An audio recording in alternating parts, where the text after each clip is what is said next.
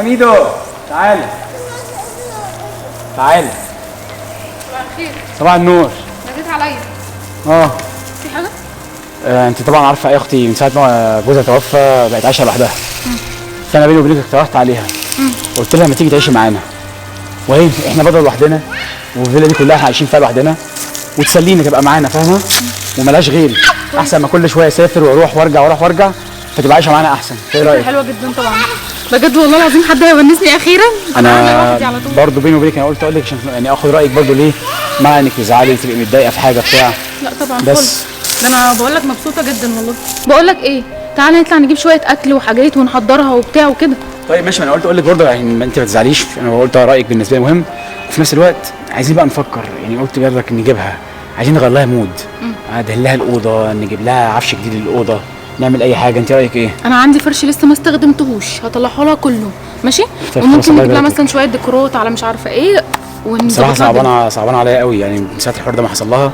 انا حاسس ان هي مكتئبه على ان هي كمان حاسه ان هي بوحده. انت فاهمه يعني ايه واحده تبقى عايشه مع جوزها فجاه جوزها توفى. ايوه عندها حق طبعا. الحمد لله وبحمد ربنا برضه يعني هو نصيبه وفي نفس الوقت ان الحمد لله ان هي ما عندهاش اولاد. ان شاء الله هنقدر نخرجها من اللافي ده باذن الله. بس تعالي بقى نحضر على ما هي تجيلنا هي زمانها جايه كمان شويه. تعالي ماشي يلا بينا.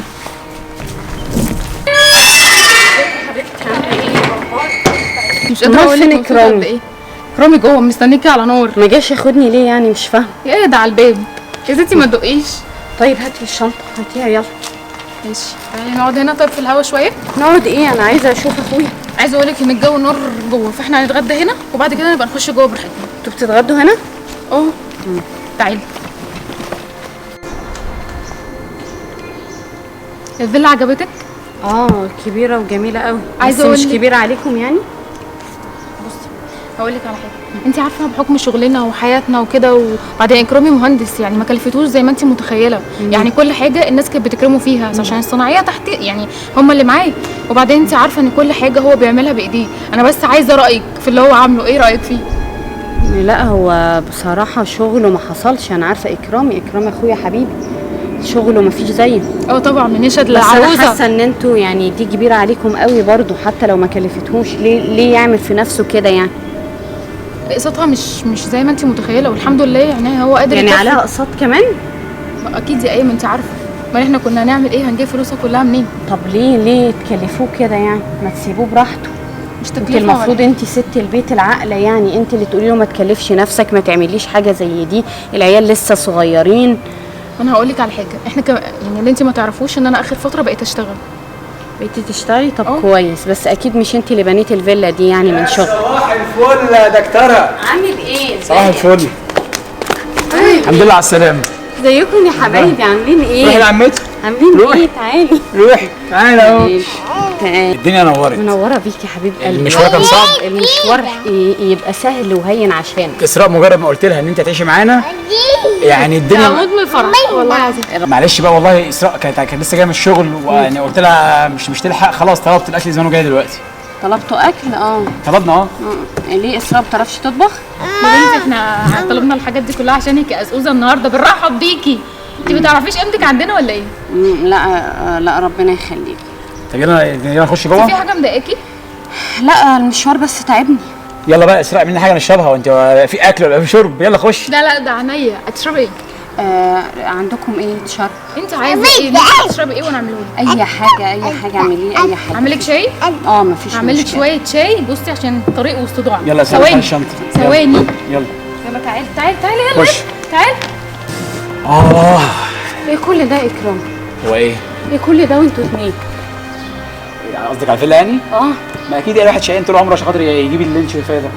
طب ما انت عليكي اقساط وديون. ايه اللي يدبسك في حاجه زي دي وانتوا اتنين؟ عليا اقساط؟ بتكفي ولا ايه؟ عرفت منين؟ اسراء لسه قايله لي. ما بيتبقاش في بقها فوله دي ابدا. لا مش يتبقاش ايه؟ انت ليه تدبس نفسك في كل الحاجات دي؟ يا ست الكل دلوقتي احنا عايشين عشان خاطر مين؟ عشان خاطر عيالنا. وبعدين خلاص ما بقيناش 3 ولا 4 بقينا 5 بيكي. يعني انتوا دلوقتي بالاقساط هتبقى مبسوط؟ وافرض اتزنقت وما قدرتش تدفع قسط هتعمل ايه؟ يا ستي انا عارف انك خايفه عليا. سيبك من كل ده اتبسطي. انت الفيلا دي كلها ليه؟ وليه المنظره والفضا ده ليه؟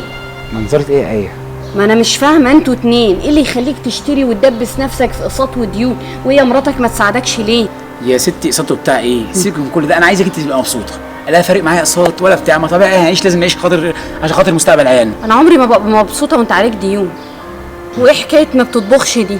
ايه حكايه دليفري دي؟ ما هقول لك، هي اصلا اسراء شغاله معايا، ربنا يخليها ليا، بتساعدني انت فاهم عشان خاطر قسط الفيلا كمان، فاحنا الاثنين الحياه مشاركه. هي فلوسك انت بتنسب لها الفضل دلوقتي، دي فلوسك انت يا بنتي، مش بنسيب لها الفضل ولا حاجه، وبعدين هي ما طبختش اصلا والله، مش عشانك انت، هي ما طبختش، لسه جايه من الشغل حالا، ده هي اول ما عرفت اصلا طارت من الفرح عشانك.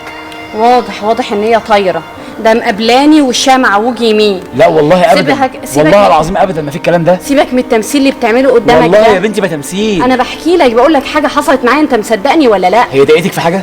ضايقتني طبعا، تسليمها عليا وحش، وازاي انت ما تجيش انت اللي تاخدني؟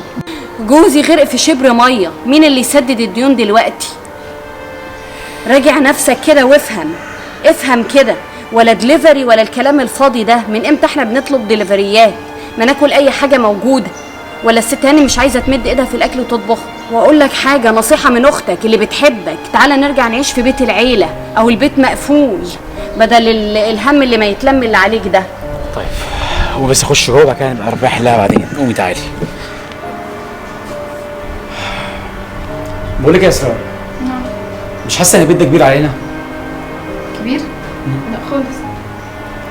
انا بصراحه كده حاسس ان انا مبقتش مرتاح، قلبي مقبوض كده من المكان ده، مبقتش مش عارف.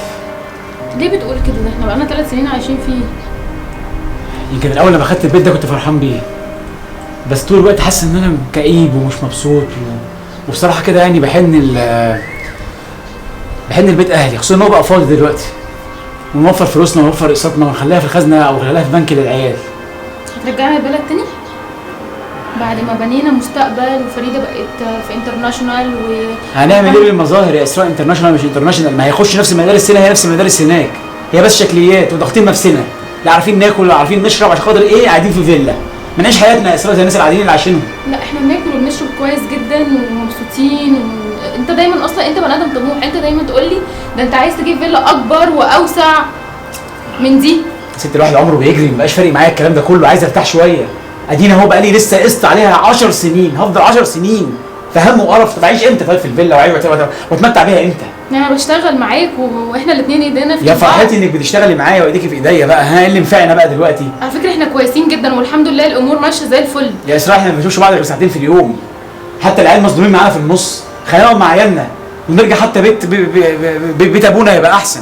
الكلام ده ما كانش كلامك، انت ليه غيرت كده حياتك فجأة؟ انت شقلبتها ليه كده؟ وهتغير حياتنا احنا كمان، وهتغير حياة فريدة ومحمد اسراء للأوحش مش للأحسن. انا واخد قرار وحاسس ان هو ده اللي مرتاح فيه. وانا اللي عندي ان انا مش موافقة على اللي انت بتقوله ده. شيل ابنك بقى. انزل امك تحت.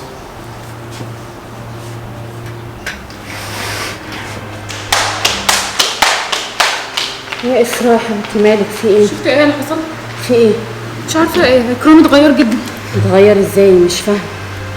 شفت ايه؟ عايز يمشي من البيت بتاعنا ده ايه بعد ما بنينا، وكل قرش انا تعبت معاه فيه زي ما هو تعب انا كمان تعبت. انا عارفه يا حبيبتي، انت يعني كتر خيرك اللي انت بتعمليه معاه ده زياده عن اللزوم، هو اخويا بس انا بقول لك انت عداكي العيب. ايوه يعني انت شايفه طبعا. يا ايه عايز ياخدنا يقعدنا في بيت مامتك القديم اللي هو خلاص بقى ما ينفعش اصلا نعيش فيه، يعني نعمل ايه دلوقتي؟ طبعا تطلبي الطلاق، وهو اكيد مش هيعمل كده لانه بيحبك وبيعشقك، بس تبقي أدبتيه عشان ما يفكرش يقول لك جمله زي دي تاني. بجد انت شايفه كده؟ طبعا يعني شايفه كده. يعني هتقفي معايا طيب؟ انا اشهد بالحق يا حبيبه قلبي، وانا بقول لك اللي انا اعمله، فقومي حبيبتي حبيبه قلبي. اطلع اقول له ايه طيب؟ اطلعي دلوقتي قولي له بص، لو انت هترجعني للبيت القديم المتكسح ده تاني واسيب الامله دي كلها، لا طلقنا احسن، وهو بقى يشوف المفروض يتصرف يعمل ايه. مش هعمل كده.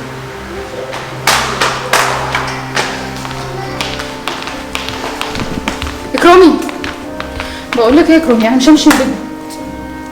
انا عملت مستقبل عيالي وعيالي في مدرسه وفي مدارس وانا في شغلي وبعربيتي، لا مش هروح البلد عندكم تاني. طيب وانا خلاص قلت هنرجع، يعني هنرجع. هترجع يعني هترجع؟ لا ارجع لوحدك، انا مش همشي من هنا. خلاص براحتك. لا انت عايز تمشي امشي، عايز تروح ترجع تاني للبلد والارياف ارجع. انا مستقبل بيتي وعيالي وعربيتي وشغلي. يعني انت خلاص قررت تمشي؟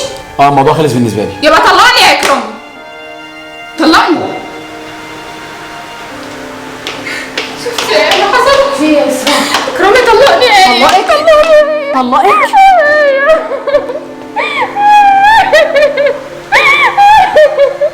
يا حبيبتي يا حبيبتي